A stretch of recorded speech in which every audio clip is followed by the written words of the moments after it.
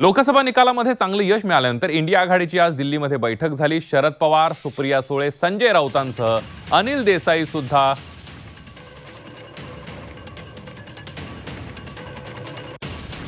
यानंतर बघूयात पुढची एक ब्रेकिंग बातमी। लोकसभेतील विजयानंतर उदयनराजेंनी बंधू आमदार शिवेंद्रराजे भोसलेंची भेट घेतली आहे। निवडणुकीआधी दोघांमध्ये वाद होता, मात्र या निवडणुकीमध्ये दोघे एकत्र आल्यानं निवडणूक उदयनराजेंना जिंकता आली।